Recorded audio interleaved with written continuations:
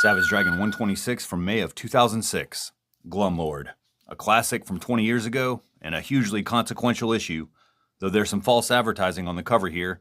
At no point in the story is there a gigantic version of Mr. Glum or a tiny version of the dragon, but I guess this is more of a visual metaphor. Let's get into this one.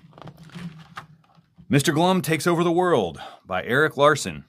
It's a one-man show here, Larsen doing the writing, drawing, coloring, and lettering. Also credit to Josh Eckhorn, who may increase your risk of foodborne illness. So previously in Savage Dragon, our hero was caught in an explosion and lost his arms and legs and fin, most of his skin. He's currently hospitalized in a coma. Then Flash Mercury discovered the bloodied remains of the creator. And Mr. Glum, he finally decided to fire off the all-powerful God gun, saying, "I wish that every single human being on this stupid planet would do what I told them to." So that's our recap. But it does not mention Angel, who is assisting Mr. Glum in his conquest for world domination. I think she was the one who figured out the specific wording of Mr. Glum's wish, and it's going to come back to bite her in this very issue. So, spoiler alert, issue 127, this is going to jump forward in time by 1 year. And then when the story picks back up, these characters have changed dramatically. And that all starts here. So Glum has constructed himself a gigantic robotic suit. He's tired of looking up at everyone. So if he's going to run this planet, he wants to look the part. And if we're talking about looks, Angel has also changed hers. She's almost a teenager now, 11 or 12, so she's ditched the dresses that she wore as a younger child, and she's got some cool pink sneakers, oversized t-shirt, and tights. She could wear that outfit to any gym or college class today. But it's not only her clothes that have changed. Larsen has started rendering her face less cartoonishly. Usually she would have these dots for eyes, like in that panel there. But now she's got more detail to her facial features and expressions, which is noted as an improvement by some fans. And we got a funny gag down here. Glum says that he'd like to see Dragon face me now, and then cut to Dragon still in the hospital bed, reusing that panel from the last issue. That should look familiar. And we'll see it again. Suddenly, Flash Mercury burst in. He says, "You killed the creator, and you're going to pay for that." Interesting, because I thought he was happy that the creator was dead. You know, when he discovered his body, Flash was like, "Hooray!" But murder is a crime, and he is a crime fighter, so maybe it's just as simple as that. Anyway, while they're brawling, Angel is told by Glum to forget everything this guy said. Don't listen to him. So Angel plugs her ears and goes, "La la la, I can't hear you." It's kind of a funny little gag in the middle of the action here, but it hints at something much more sinister. The ultimate gaslighting, where Glum with his new power is going to carelessly manipulate the mind of his supposed best friend and ally with any offhand comment he makes. And this is going to go poorly real quick. Almost as quickly as this battle ends. Glum tells this dude to stand still, damn it. So he does. Glum then gets back in his suit, stands in front of the frozen Flash Mercury, tells him to spread his legs a little bit. Then he punts him right in the nuts as hard as he can, sending Flash right through the ceiling. Then on the next page, a chance to reuse the infamous panel we just talked about, as Alex visits the Dragon in the hospital. And then she's called into action to go fight Mr. Glum, gives Dragon a kiss on the forehead before leaving. I just want to note here the lettering and the coloring. Larsen doing both, of course, but it's obvious that he's getting better at lettering. It's like he leveled up after last issue. Numerous fans would write in to comment on the improvement, specifically in this issue where the lettering looks pretty uniform, reads really naturally, so much so that you don't really notice it being different than any other comic. So impressive how quickly that happened. Almost as impressive as knocking out a 50-foot tall person with a punch to the jaw. What the hell was Rita doing with her face down there? Cool splash page, though, really well laid out. You know, if you start with William here, up here, then over to Rita, and this line, Larsen able to squeeze in a panty shot, dead center in the page, through the lettering, and then down to Glum's fist, and then a conversation with Angel here that he has. More mind control. She says, "But I like Rita." And Glum says, "No, you don't." And so she's like, "Oh, that's right, I don't." And then that's followed up with a more tragic command after she complains that he had promised to help Angel's mom, Jennifer. Glum says, "Forget your mom. This is more important." So it's not just breaking a promise to this kid, but to make them forget that their mom exists is truly heinous. So now she has no memory of her mom, and that was her primary motivation for even helping Glum. So this throwaway line in the middle of the battle here will irrevocably change the character and her behavior going forward. So as more heroes approach, Glum finally decides to really stretch his influence, telling them to bow down before him, and he gives each hero an individual command. He wants access to the top scientists, weapons, all the media and news networks. Then he has a couple of special commands, one to Mighty Man. Glum says that he should be out for Dragon's blood and go take care of him. And then for Killcat, says, "Go get this girl a pony." We'll see if he can handle that request, but Angel is still not happy because, she thinks of Dragon as her father. And then Glum changes her mind, saying, "You don't care about Savage Dragon. In fact, you wish he was dead." So that could be her new motivation. Then the heroes, they take off to go fulfill Mr. Glum's wishes. Alex Wilde, with her power gloves, she goes to kidnap the world's top scientist. Let's see that equation that this guy is doing. It's 1/2 times 11/16.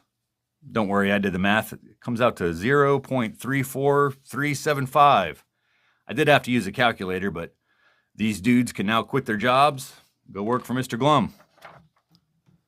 Then the Kid Avenger, he just starts grabbing every news van in the city, bringing them to Mr. Glum so he can broadcast his every word to an unsuspecting populace, giving him even more control. Then Mighty Man, he hits the hospitals, demands Dragon's blood. And this doctor is like, "Okay, follow me. I will get you Dragon's blood supply." So Dragon had to be his own blood donor, which is pretty thoughtful. So they have an ample supply of that. Super Patriot, he easily completes his task, shows up to the Pentagon, and they're like, "We already got word from Glum on the TV. Whatever you want is all yours." And he's like, "Damn, that was just too easy." But Killcat, he's having a hard time getting a pony. He threatens to murder this guy if he doesn't hand one over. And the poor guy's like, "Sir, this is a laundromat." So everything's going pretty well except for that pony. Glum is surrounded by an adoring audience, groveling at his feet. Angel and Glum want to test this power, giving commands to random people. "You hop on one foot. You strip naked and run around like a lunatic. No problemo." Then he tells an old lady to drop dead. She's like, "You got it." And she croaks right there. Then he tells this guy to fly like Superman, but that does not work, so there is some limit to this power. And across the world, people are excited to hear what Glum will say next, and he has something really stupid in mind. He says that this is a great world, but there's one thing wrong with planet Earth. It doesn't look enough like him. But together, everyone can do something about that. So he wants to make Earth look like Glum World. We'll see the ramifications of that next issue. But we end this with some hope. Mighty Man finds Dragon and administers the blood through a syringe. This blood was acquired before Dragon had lost his healing abilities. It's possible it could restore his powers with this injection. But for now, Mighty Man is going to turn back into Nurse Ann Stevens and not do Glum's bidding after completing this task. So they leave after telling all this to Dragon and to get well soon. And it looks like it's going to work. Dragon speaking for the first time in that last panel there. Excellent issue. Things change drastically from here. All right, that's followed up with Comic Bits by Chris Giarrusso, A Multiverse Mess, a dimensional crisis of infinite proportions, a not-so-subtle jab at DC Comics and the Infinite Crisis event that was going on back in 2006. Then probably the most important part of this comic in relation to this channel and its small but loyal viewership. The most viewed videos, the most replayed stuff that I've put out there were ones featuring She-Dragon. So I know my audience and what they want to see. So take a look, gentlemen, at the new Savage Dragon statue, lovingly sculpted by Claiborne Moore. A real beauty, wearing nothing but her boots and a thong. And don't worry, they include a rear view, and I will show a close-up of that for y'all. So there you go. Actually, let's bring that back up. Let's stay on this page for a while. I really want to juice this for what it's worth and give you perverts a nice eyeful for as long as is tastefully allowed. Pause the video if necessary, or go buy this thing online if you have a few $100s to spend. Well worth it, in my opinion. The She-Dragon statue.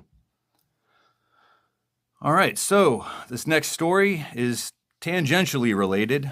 Vanguard and Wally are searching for She-Dragon in Dimension X.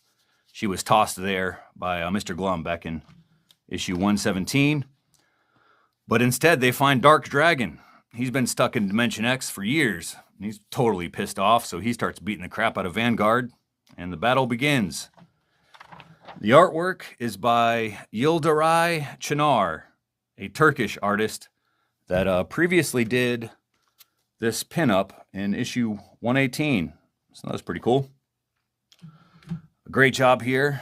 He would go on to become the artist for Noble Causes, for Image Comics, and then to do stuff for like Marvel and DC Comics. He does a really good job here. It's still working today. This goes to show the Savage Dragon artist pipeline. And there's another example of that here. But this story wraps up with Vanguard teleporting off the planet, unable to find She-Dragon. A complete waste of time, Wally says. And then this pinup by Freddie Williams, another young artist getting a break in the pages of Savage Dragon. He's another success story. Currently the artist on the Teenage Mutant Ninja Turtles, and I've been enjoying that run for sure. You may also know him from the Red Letter Media YouTube channel. He's been on there talking Ninja Turtles and whatnot, so that's pretty cool. Finally, there is Fanatics. Let's put that She-Dragon rear view back up, fill up some of this text with something more visually stunning. Not much from Larson up here. We get right to the letters, featuring a reaction to issue 122, which came after the longest delay of any issue to date, like 8 or 9 months. So fans were excited to have the book in their hands, but was it worth the wait? Larson addresses this in response to a letter from Greg Aubrey. Larson says, that much time in between issues can be intimidating. Thinking, it's been 8 months, damn it. This book better look like it's 8 months worth of work. But he says that can freeze you up. So I decided just to dive right in and get back on a roll. But some of those pages were a bit iffy, and the end result was a mixed bag. So Larson criticizing himself there. But that's going to do it for this one. Just have this Comedy Central mobile add-on back. 2 decades later, South Park, Jon Stewart, Stephen Colbert, all as relevant as ever. Carlos Mencia, not so much. But next week, we have a change of pace. The She-Dragon one-shot special. Perverts rejoice. Adios.